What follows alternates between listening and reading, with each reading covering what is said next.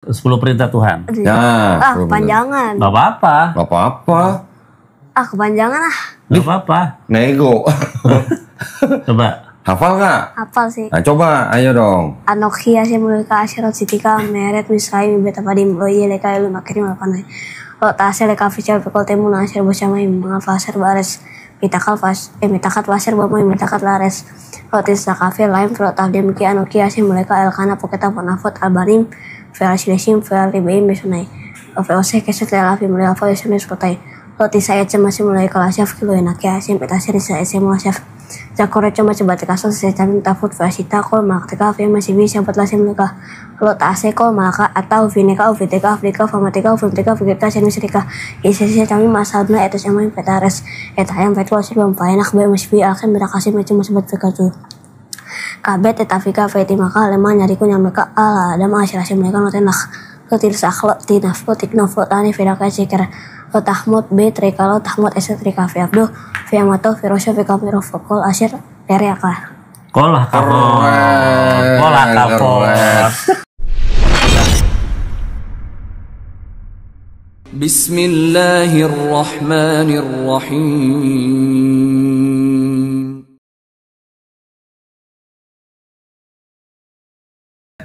Dengan kedatangan Billy, kita nanti bisa banyak mendapatkan perspektif yang baru. Bener, ini penting ya, soalnya ketika misalnya saya dan teman-teman Muslim yang berapologetika dengan kalangan Kristen, ya biar bagaimanapun tidak bisa tidak kita harus melibatkan Yahudi dalam hal ini. Ya. Karena 2/3 bahkan lebih kitabnya Kristen adalah kitabnya orang Yahudi. Saya sering ngomong bahwa kitab Yahudi itu menjadi perjanjian lamanya orang Kristen melalui sebuah kitab yang namanya kitab Septuaginta. Tapi di dalam Septuaginta itu sudah diresensi sama Bapak Gereja. Origen. Lucian, Hesisius. 3 ya. Itu yang menjadi cikal bakal perjanjian lamanya orang Kristen. Betul. Nah, ketika sudah diresensi oleh ketiga Bapak Gereja ini, kitab Septuaginta itu menjadi seolah-olah berbicara tentang kedatangan Yesus di Perjanjian Baru. Ya, padahal kalau tanah yang orisinil dari Yahudi ditanya, ada nggak sih bener ada nubuat buat Yesus? Nggak ada satupun.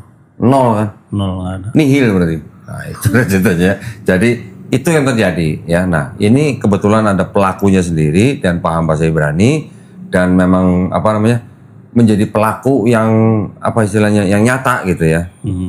Jadi ketika tadi saya juga bilang bahwa perbedaan antara Yahudi dan Kristen itu adalah konsep ketuhanannya. Tadi udah dibahas sedikit ya. Betul. Konsep keselamatannya. Nah, kalau di konsep keselamatan di Yahudi gimana? Keselamatan dalam Yahudi kan di dalam Torah dikatakan re'eh natati levaneka ayom. Ayo, terusin. Veta Haim, Veta Tov, Veta Mafet, Veta Hara. Nah, jadi artinya pada hari ini kuperhadapkan kepadamu kebaikan dan kehidupan, kematian dan kejahatan. Pilih yang baik supaya engkau hidup. Jadi cuma suruh pilih kita. Ketika kita memilih yang baik, kita dapat pahala. Ketika kita memilih yang nggak baik, yang bertentangan dengan Taurat, kita akan mendapat hukuman. Nah, keselamatannya dengan apa? Melakukan Taurat. Baru kita dapat pahala yang akan menjadi modal kita nanti di olam haba gitu. Ini ngomong-ngomong, Maher belajar dari umur berapa? Dari kecil Belajarnya aja. umur berapa? Kecil lah. Hah? Masih kecil. Udah hafal berapa ayat kira-kira? Maher. Coba itu 10 perintah Tuhan. Nah, Kepanjangan. Gak apa-apa. Gak apa-apa. Kepanjangan Gak apa-apa. Nego. Coba. Hafal nggak? Hafal sih. Nah, coba, ayo dong. Anokia sih mulika asyarat sitika meret misalnya beta padim lo iya leka lu makirim apa nih. Lo tasnya leka fical pekol temu nasir bosama imbang fasir bares. Mitakat wasir bamoy mitakat lares. Lo tisa kafe lain pro tafdim ki anokia sih mulika elkana poketa ponafot albarim. Fel silesim fel ribeim besunai. Ofe keset lelafi mulika fa yesunis potai. Lo tisa ya masih mulai kelasaf kilo enakia sih petasir isa esemu asyaf. Jakore cuma coba kasus setan tafut fasita kol maktika fe masih bisa buat lasim mereka lo tase kol maka atau vineka uviteka afrika famatika uviteka fikirka senisrika isi kami masalahnya etos yang main petares etayam petu asir bampai nak bae masih akan berakasih macam masih buat fikatu kabet etafika fetimaka lemah nyariku nyameka ala ada masyarakat mereka notenlah ketir sakhlok tinaf kotik nofot tani firaka cikir tahmud b trikalo tahmud esetrika fi abdu fi amato firosya fi kamiro fokol asyir periaka. Kolah kapol. Kolah kapol. Anak lu semua hafal 10 perintah? Ya hafal. Gua sekarang naruh ilmu di anak-anak gitu. Semua? Jadi misalnya ada yang gue lupa, gue tanya mereka. Oh gitu? Iya. Oh, lu ngajarin mereka supaya kalau lupa lu yang nanya mereka. Curang juga. Karena kan semakin tua kan ingatan kita semakin menurun. Iya, karena kurang tidur ya. Iya. Begadang mulu sih. Ada. Keren ya, Maher ya, ternyata hafal 10 perintah Allah dalam bahasa Ibrani. Waduh. Ini sih cuma pendapat saya pribadi ya. Bisa jadi anak-anak seperti Maher umur segini hafal dalam bahasa Ibrani-nya karena bisa jadi 10 perintah Allah yang di dalam kitab mereka itu memang murni berasal dari pencipta kita. Betul, amin. Ya, jadi kalau sesuatu yang berasal dari pencipta kita itu pasti mudah dihafal. Betul. Bahkan seperti anak-anak seperti Maher. Betul. Di Islam juga begitu kan. Bahkan anak-anak usia Maher tuh sudah hafal seluruh Quran gitu. Yang lucu, orang Kristen nggak hafal 10 perintah Tuhan. Coba. Terjemahannya lagi ya? Terjemahan nggak hafal. Udah pernah terbukti waktu itu. Benar. Komal gua kan. Benar. Coba naik passwordnya 10 perintah Tuhan. Nggak ada yang hafal. Gitu ya? Padahal itu dasar loh. Dasar. Ya. Tapi ngomong-ngomong Maher tuh pecinya bagus juga tuh. Peci apa tuh? Peci orang Islam. Oh, peci orang Islam. Boleh ya? Pakai peci orang Islam boleh ya? Boleh ya. Yang penting ada ini. Ada apanya? Apa ya? Nutup kepala ya. Gitu. Nutup kepala. Oke. Nah kalau bapaknya pakai peci yang ada menorahnya ya. Oke. Lu nggak punya kecil di belakang gitu? Ada. Namanya apa itu? Kipa.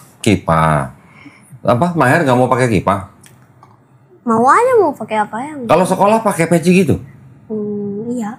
Ah, di dalam kelas boleh pakai peci gitu? Boleh. Sekolahnya sekolah apa deh? Sekolah Islam. Oh, sekolah Islam. Iya. Oh, terus nggak ditanyain sama gurunya kenapa gondrong gitu? Enggak. Nah itu boleh. Jadi kan waktu itu, Waktu daftar. waktu anak-anak dulu sempat nggak bisa sekolah di sekolah umum, sekolah negeri ya. Sekolah Udah biasa. masuk nih, tapi rambutnya panjang gua kata guru gua. Harus potong. Harus dipotong. Waduh, kita agama ini. Wah nggak bisa kalau ya udah kita keluar. Jadi kita keluar cari sekolahan kemana-mana. Nah itulah karena kita beriman ya. Terus kita yakin bahwa ada jalan. Tuhan akan kasih jalan. Bener.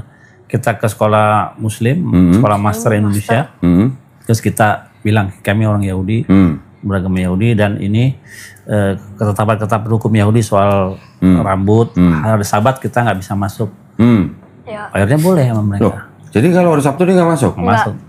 Nggak diganti hari apa gitu? Enggak. Mau ada Atau hari raya pergi kemana enggak? hari raya juga. Hari raya apa? Hari raya Yahudi? Banyak. Ada 7 hari raya besar kan? Iya. Itu nggak masuk sekolah juga Nggak nggak apa-apa? masuk, nggak apa-apa. Di sekolah ada acara apa nggak boleh masuk apa gitu. Berarti masalah rambut juga oke, dapat dispensasi. Oke, dapat dispensasi. Oke. Nah itu di apa? Di Depok ya, walaupun Iya, PKS ya, tapi Iya. mereka ini loh apa namanya? Sekolah Islam malah tuh ya? Sekolah Islam. Jadi kalau pagi apa duha ya? Duha, ya. Duha, dia nggak ikut. Oh dia nggak ikut? Dia masuknya jam 10. Oh gitu. Iya. Masuk jam 10. Oke. Ya. Ya ini. Kan pagi-pagi ngaji dulu, terus istirahat, makanya masuknya jam 10. Oh teman-temannya Muslim ngaji. Iya ngaji. Kamu belum datang. Belum datang. Terus nanti setelah mereka sholat duha, Iya. baru kamu datang. Iya. Jam 10. Oh curang kamu ya. Berarti kamu di depan sekolah makan bakso dulu gitu ya? Kagak lah. Oh enggak katanya. Kirain ya. Teman-teman gimana sama Maher di sekolah? Biasa aja. Biasa aja, nggak ada yang godain ya? Nggak ada.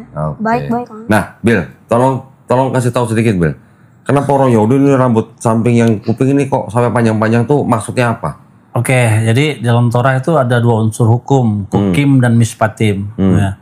Mispatim itu adalah hukum keadilan. Yang bisa dijelaskan. Yang bisa dijelaskan. Widih. Yaudah dia aja yang jelasin deh. Kamu aja yang jelasin deh. Ya. Tapi kalau hukim itu adalah aspek hukum dari Tuhan yang tidak bisa dijelaskan. Hanya ikuti saja sebagai tanda kepatuhan kita. Misalnya seperti sapi lembu merah, kenapa nggak sapi yang abu-abu apa gimana? Kenapa nggak pink gitu? Ya kan? Kenapa? Nah, termasuk juga payot ini. Oh, ini disebutnya payot. Payot di dalam Torah kalau kita baca ada payot namanya. Cuman kan kalau di dalam ini tepi rambut. Oh, tepi rambut. Tepi rambut. Terjemahannya. Janganlah orang Yahudi memotong tepi rambut mereka Di berkeliling. ayat berapa tuh? Bil? Coba lihat. Ayat berapa, Bil? Tepi rambut. Ini mumpung nih. Mumpung ada yang ngasih tahu ayatnya nih. Ini saya juga belajar nih dari Billy nih. Tepi rambut. Ternyata ada perintahnya ya. Imamat sama janggut nggak boleh dicukur. Sama janggut. Nah, terus kamu janggutnya nggak cukur? Belum. Imamat 19 ayat 27. Imamat 19:27, tepi rambut kepalamu. Janganlah kamu mencukur tepi rambut kepalamu berkeliling dan janganlah engkau merusakkan tepi janggutmu. Nah. Oke. Berarti nanti kalau keluar janggut, Maher nggak boleh cukur ya? Lo takifu peat tuh. Oh, namanya apa? Piot. Piot. Peat. Ya. Oke. Nggak boleh Sip. cukur. Nah, Kalau jadi- dalam pandangan kabalis, ya, kalau dari sinilah rezeki itu mengalir. Oh, Itu dari melakukan perintah ini. Jadi kalau ada orang Yahudi mencukur tepi rambutnya, ada hukuman nggak? Ya pasti pelanggar Torah itu. Iya, diapain? Ya diapain ya dalam bentuk. Karena kalau Sosial aja atau ada hukuman fisik? Enggak, kalau di sini nggak ada. Jadi itu yang pasti melanggar Torah ya pasti ada konsekuensinya dari Tuhan. Gitu Nah, ya. jadi kenapa janggut juga kan di dalam Islam juga gitu ya janggut ya. Aku nggak tahu juga kenapa. Cuman kalau di Islam, kan kalau Yahudi kan janggut dan kumis. Kalau Islam kita janggut aja, kumis kita suruh potong. Ya untuk membedakan dengan kaum Iya, Yahudi. gitu. Biar bedain yang Yahudi mana, yang Islam mana gitu. Benar. Terus? Benar.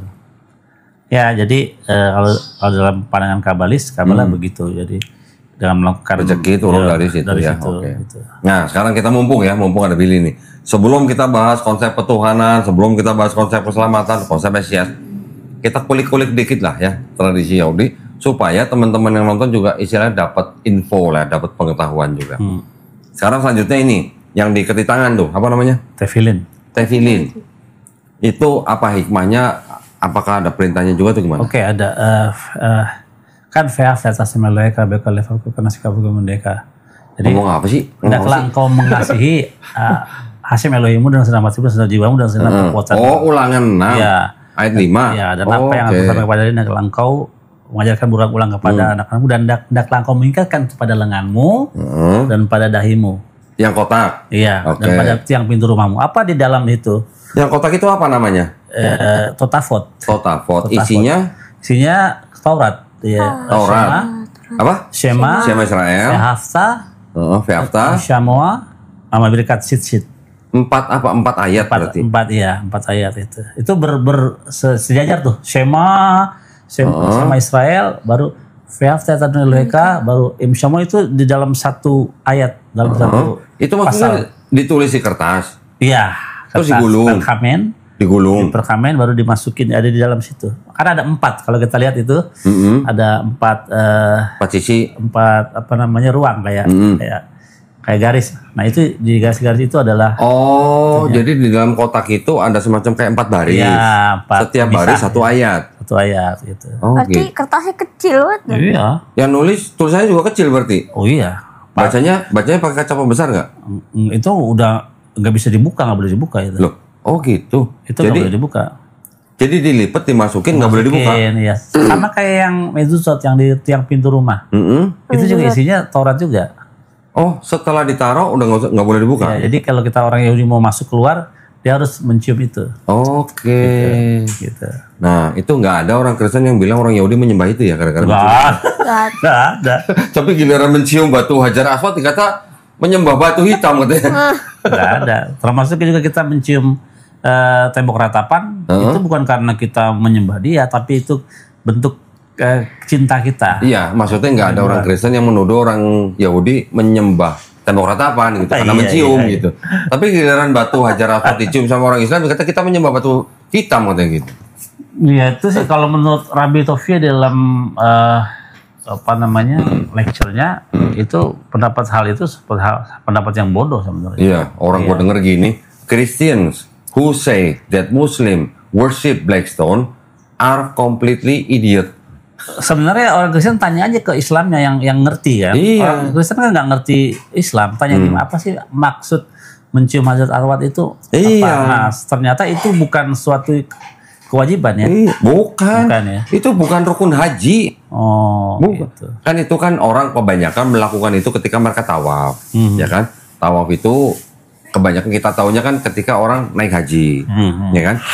Mencium batu Hajar Aswad itu bukan salah satu rukun haji. Oh. Bukan, itu hanya sunnah. Kan kita juga pernah membaca, mungkin ya, ada hadis, sahabat Umar bin Khattab pernah berbicara kepada batu itu, ngomong sendiri gitu sama batu. Nih kalau Nabi nggak pernah cium elu, gue nggak bakal cium elu gitu. Begitu sahabat ngomongnya. Jadi itu yang umat Islam melakukan itu hanya ingin mengikuti sunnah Rasul gitu aja. Oh, berarti nggak wajib ya? Enggak ada kewajiban. Apakah sekarang kalau orang naik haji lagi tawaf, dia nggak cium batu itu hajinya nggak sah? Enggak, tetap sah. Oh, gitu. Tuh. Nah, seperti itu sama orang-orang apologet Kristen dituduh bahwa kita menyembah batu hitam gitu. Ya, karena memang ada hadis juga bahwa orang yang mencium batu Hajar Aswad itu dapat menghapus dosa. Tapi orang yang menuduh menganggapnya bahwa yang menghapus dosa itu batunya. Padahal orang Islam yang mencium batu tahu insya Allah dosa kita diampuni oleh siapa? Oleh Allah Subhanahu Wa Taala. Karena apa? Karena kita sudah jauh-jauh susah-susah ke tempat Ka'bah di Mekah untuk beribadah. Nah, sekarang giliran gue balikin. Yesaya 6 ayat 6 sampai 7. Iya. Ketika Serapim menyentuhkan batu bara ke mulutnya Nabi Yesaya, dosanya Nabi Yesaya dihapus. Apakah yang menghapus dosa itu batu baranya? Nah, bukan yang menghapus dosa siapa? Hashem. Nah, gitu kan sama sebenarnya kan? Betul. Tapi pandangan atau tuduhan itu adalah tuduhan orang-orang yang ya kurang literasi berarti. Iya, gitu. makanya harus diletakkan kepada porsinya kalau ingin belajar Islam ya tanya sama orang-orang Islam yang mengerti. Nah, itu.